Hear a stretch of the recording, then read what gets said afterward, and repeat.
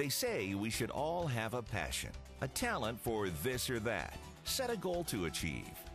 Jim West had a passion to be in radio from an early age.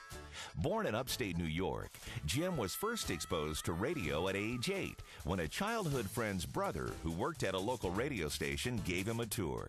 That was all it took. He caught the radio bug, hooked on being able to send a voice over the air and entertain people. Jim grew up in Tucson, Arizona after the family moved there in 1964. During a stint in the Air Force in the 70s, Jim began his broadcasting career at a small country radio and TV station in Rapid City, South Dakota in 1973. It was a great place to start a career, a small town on a low-powered station that could barely be heard outside the station's parking lot. Jim would briefly dabble in local television doing sports or weather, but his main focus was country music radio. I got my end of the month sale rolling on KTVK TV3. I bought a full-page black and white newspaper ad for $6,000. For less money, I ran full-color commercials on TV3 through the entire week.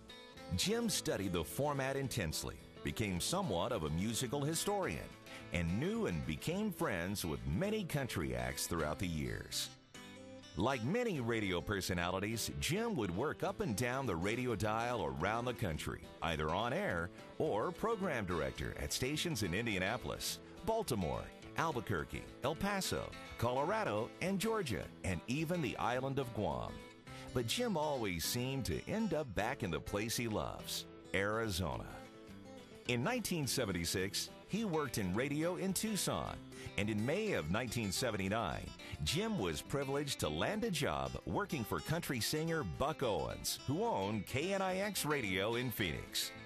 KNIX-FM, your home for the holidays. It was a radio station he aspired to be a part of, and it was the right place at the right time.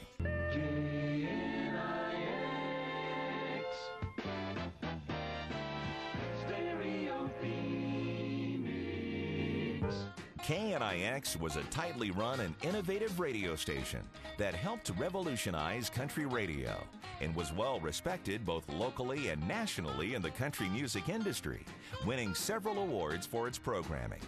Jim, along with several other air staff members, would generate #1 ratings for nearly 20 years. KNIX was a magical place to work at. First of all, though, we have to welcome Jim West back to Finn and Friends as our guest announcer. Thank you. Thank you. KNIX, we know you're on 9 to noon. We know you're back again. Welcome. Thank you very much. It's my second time. I haven't got paid yet for the first time, though, Pat. Tell you what, we'll pay you twice as much as we paid you last time. Hope the check doesn't bounce. And the check is in the mail, as they say. Giving back to the country music industry, Jim was elected to the board of directors of the Academy of Country Music in Los Angeles in the 90s, and voluntarily spent 2 years helping plan and execute the yearly ACM Network Television Award Show. Hi, this is Jim West from KNIX Radio here in Phoenix, and I'd like to speak to you about the Arizona Muscular Dystrophy Association. He was involved in local charities, including Red Cross blood drives, fundraisers for PBS.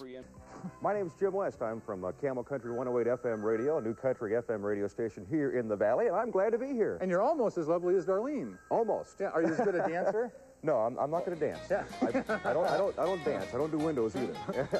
Jim would help launch Camel Country 108 Radio in Phoenix and was a successful part of its air staff for many years, too. While he was at KMLE, he was nominated for Large Market Country Air Personality of the Year by the Country Music Association, as was the entire full-time air staff of KMLE. That alone can be attributed to the success and popularity of that Phoenix radio station as well. Jim West is proud to have spent 35 years in an industry he still has a passion for, country radio in Arizona. Tonight, the Phoenix Music Awards honors Jim West for career achievement in radio broadcasting.